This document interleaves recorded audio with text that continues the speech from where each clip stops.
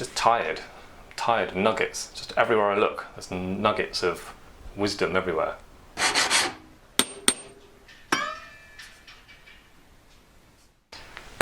Diamond Mountain channel, welcome back. Today I'm just going to show you what I'm doing at my workbench, like literally how I've got it all set up, because I'm set up at home. This is not a professional jeweller's workshop here. So if you're the same, if you're a beginner or an amateur jeweller, what I've got going on here might be of interest for you, so you can see what I do, and then you might be able to change some things for yourself as well to make it easier for you to make stuff. So the first thing I could think of is the lighting. Definitely have an LED lamp. They're very light, so they do not get hot. The old school ones were like these two long strip light bulbs, and they got quite hot. They were quite good, the nice white lights, but the LED ones are a massive improvement in my opinion, and I think they're cheaper as well to buy. So this one worked out to about £110, which is probably quite normal in the UK. Lighting, try and have a nice white, bright LED bulb as well. It's good for the environment, it's good for your eyes, and it matches daylight coming through the windows, which is quite important. I've just recently installed, you can see on the video there, this is an outdoor security light. Again, bright, it was 3,300 lumens, and it competes quite well with the light that's already in here. Did make a good job of making it lighter. That was worked out like £50 or something like that, £60. So it's probably, again, normal what you can buy in the UK, sort of pricing for that kind of quality. If you're near a window, it's good having daylight, but this side's alright, I've got a big window there as well. The only problem is, which I've mentioned before in previous videos, when the sun's a certain height and you've got direct sunlight coming in, it can be a bit problematic if there's clouds in the sky, cloud goes over the sun, then it goes a bit dark and your eyes have to adjust, and then it comes out again, and it can change quite often. And it can be a bit irritating when you're trying to work and concentrate closely on something at your bench. So if you do have big windows near you, get these Venetian blinds, because you can block out the sun quite well.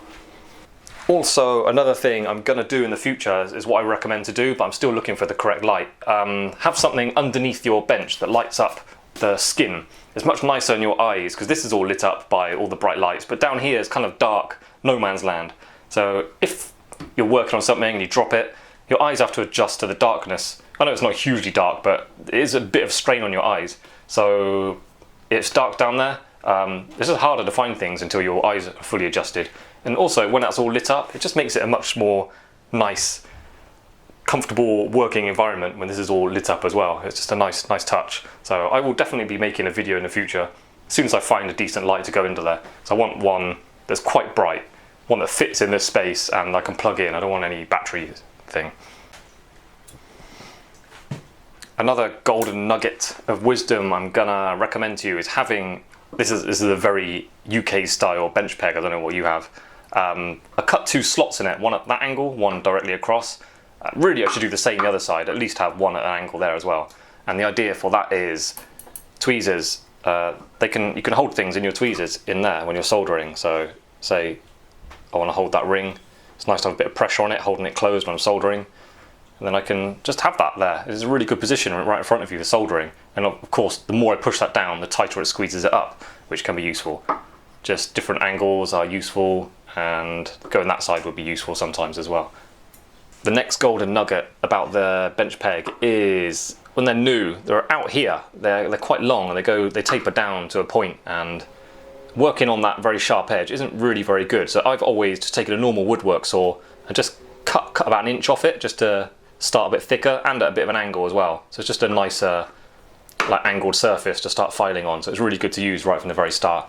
I know some people like to put a little nick in there in the middle or just somewhere for your file. I haven't bothered, I just let my file, with using it over time, just let my files kind of evolve it. And while we're down here, in my last video, just kind of as a joke, I was mucking about, I ultrasonicked my file handle. Look at that, kind of like new. Great. Next golden nuggets.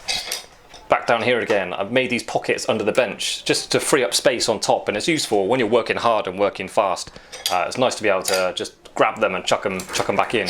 It's a really nice fast way to work, and then it works very well. And for the first time, I've got two when I set up this bench recently. I've got one for my bus sticks, and I've got these mini kind of mandrel things in there as well. So just very convenient having your tools at sort of fingers distance. Still more nuggets down here. This wire for hanging my pliers on, you do not need anything special at all, just a bit of wire coat hanger is fine. Where I made a mistake doing these because I found this bit of wire off something else and I wanted to use it, I forgot. Really, you should go out from the bench and then down and then across and then obviously up and then across into the bench. The reason for that is these will then hang on that lower section much lower, and you want the points of your pliers below the surface. And the only reason for that is when you're working, your elbow goes there, and I'm constantly scratching my elbows on the tops. It's very annoying. As soon as I get a nice thick bit of wire or even a coat hanger, I'm gonna do that.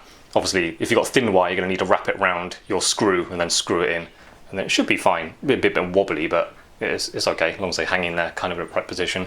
So yeah, just bear in mind the height they're gonna sit at when they're on there.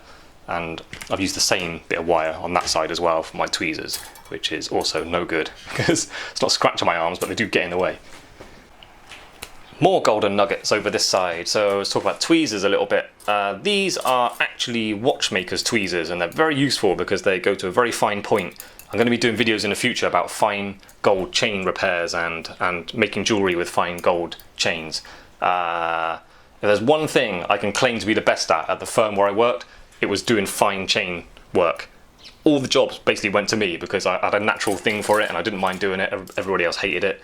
I could do it. There's a lot of little nuggets of information I could give you on working with fine chain, and one of them would be having at least one pair of tweezers that go to a nice fine point, and they're cheap to buy. They're like literally £3-4 and you can get a nice pair of tweezers, very fine. Normal jewellery ones are like what I just had in my peg a minute ago. They're quite large, like 8-inch literally, look.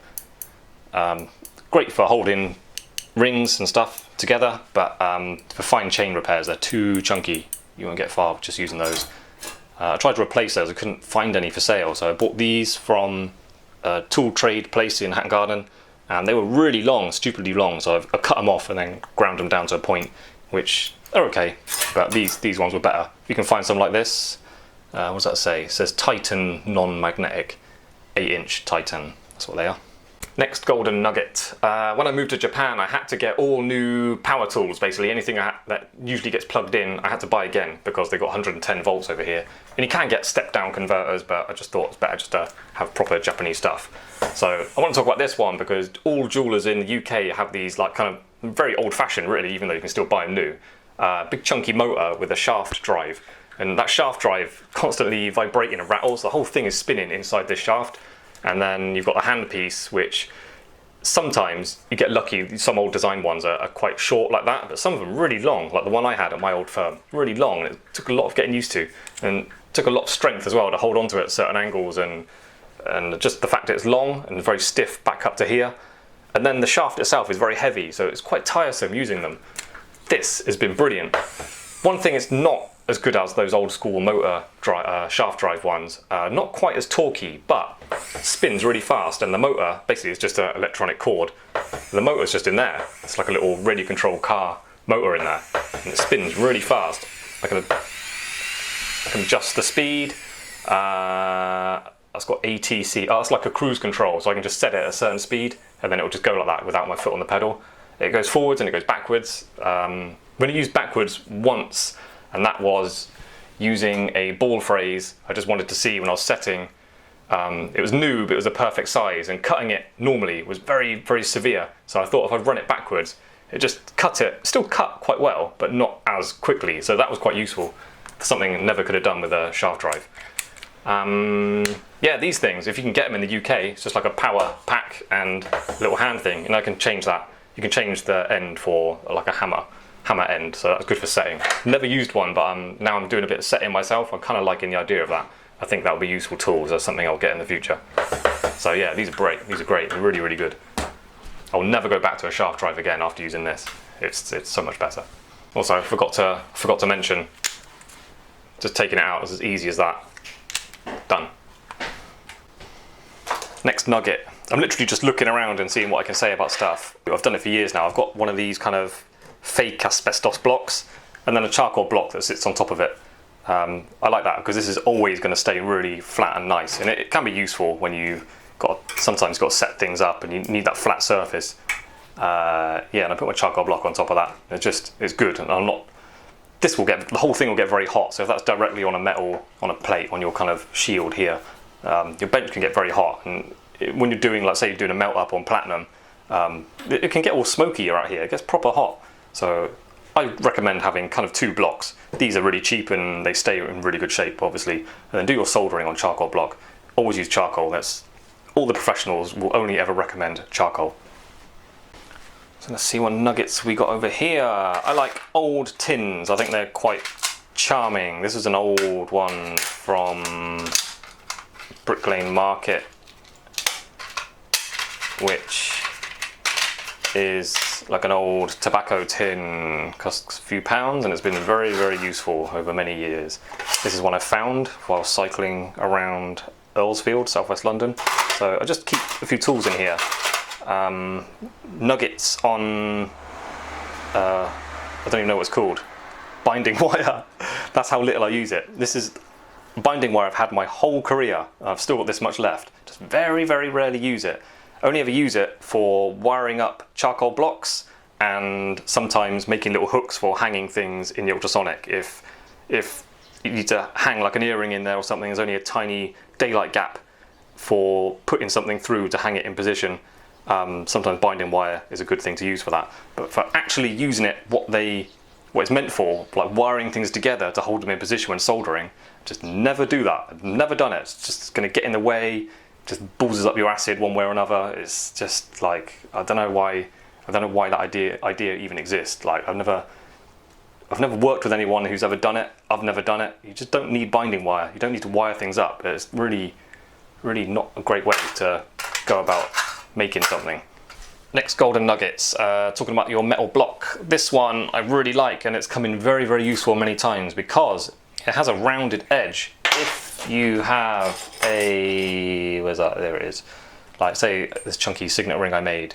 If I need to tap the shank, if I've got it over that sharp edge, it's very, very likely, almost definite, that corner is going to bang like in there and damage it. So with that rounded edge, it's much safer for me to tap that without risk of putting any kind of like dents in the side of the ring. So having a rounded edge in there, and you can buy any normal metal block and just grind off that one if you've got a grinding wheel for your polishing mower, or if you've got a grinder, whatever. Take it to an engineering or mechanics, they'll do it for you in seconds if you ask very nicely. Mechanics are good guys usually. Yeah, a rounded edge on your metal block is very useful. Having a notepad on your bench. This was useful for me being a professional jeweler because sometimes I'm given a ring and I have to make it like say L and 3/4 or L leading edge or whatever, a very specific size. So I'll just write it down, even though I'm quite confident I can remember it. Sometimes you stop for lunch and you come back and then you can remember it, but there's an element of doubt. And then if someone who told you is busy with a customer, you can't really confidently get on with the job. So just born out of that kind of experience over the years, I like to keep a notepad and just write down everything, especially measurements. Like if I was told to make a full eternity ring and it's got to end up like 2.5 mil wide, or like 1.8 deep or something like that, I'll definitely write that information down. So it's useful having a pen and a notepad nearby. Also, when I was making that video recently with the ring that I found from Pinterest, I said about having a piece of paper nearby just to put your stone on when you're working on it. So when you pick it up, check it on your mount. When you put it down, it's nice for it to have a home somewhere where it's safe and there's no dust or sharp tools around. Gives it kind of an illuminated little spot where you can see it and you know it's safe. So having paper there is a good idea. So a little notepad, I recommend it. More nuggets over here. Having 2 pairs of parallel pliers. I've got a normal width pair and a slightly narrower pair. The narrower pair I've sharpened. It's come in useful many times. Just having 2 pairs, you can hold a shank this side when things have got to be really lined up perfectly. I've always, rather than holding it with normal pliers, just having these parallel lines, those parallel lines, it really helps your eyes line things up. So it's not something I was ever taught, it just kind of happened and I've appreciated it being useful. So having 2 pairs of parallel pliers, very useful. Magnification nuggets. You've got to have a 10 times loop, even if you're not checking hallmarks or looking at like gemstones. Like really, really useful. maybe I work more accurately than a lot of jewelers, but I check everything with my loop. Like, especially setting, you can double check what you've done. But even little solders on a solder jump ring, I'll look at it and make sure the solder's flooded through like really correctly. Especially when I'm mounting, or claws have got to be on really strong. Really double check it, because it can look absolutely fine just with your naked eye. When you get the loop, you can see there's a little spot where solder hasn't flowed, or there's a little lumpy bit that's not going to look nice after polishing. So it just comes in useful all the time. Definitely have a 10 times loop. You don't have to get an expensive one, you can get them really cheap, just a few pounds one, that'll do. Just maybe I'd recommend going for as long as it's got a glass lens, not a plastic one, because then it has that longevity, it'll never get all scratched up. But yeah, definitely got to have one.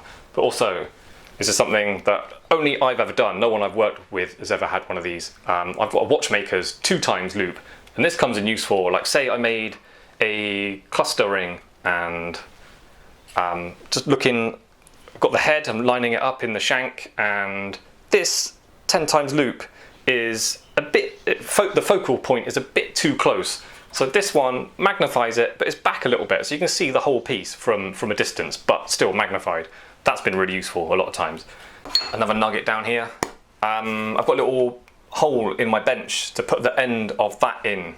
So sometimes I can push that against my chest, and then I might need 2 fingers to hold things in position, and then tappy tappy, or I don't know, just do something. It's sometimes useful to have that there.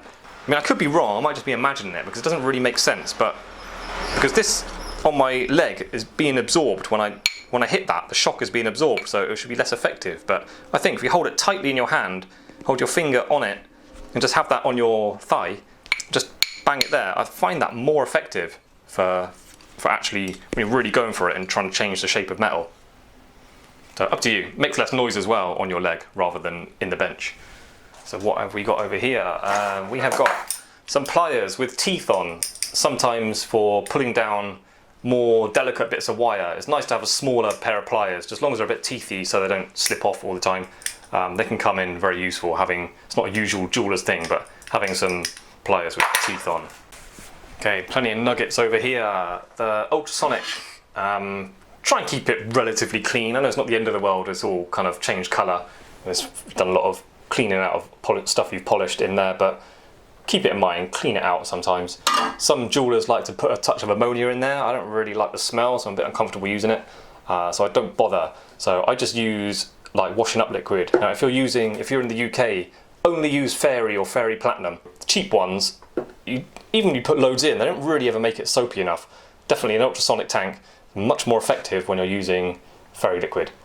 So this is the equivalent in Japan. It's like the best, most expensive one. So that's all I ever use in here.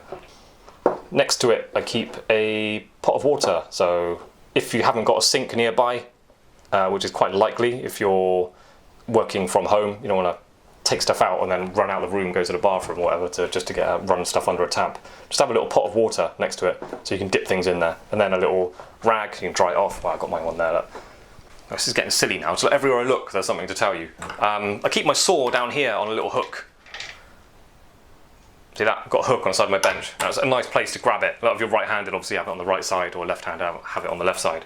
But yeah, because on the bench, things go on top of it. It's a bit of an awkward thing to pick up sometimes because it's kind of like a hook and you get files going across it. It can be a bit annoying to pick up, so it has its own little home on its hook. It's a really, really useful place to have it. So I recommend doing that.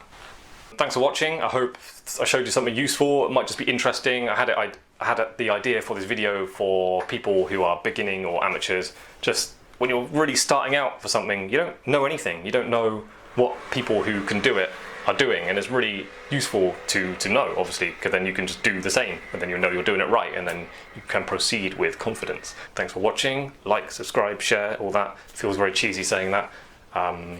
Whatever. See you next time. Bye.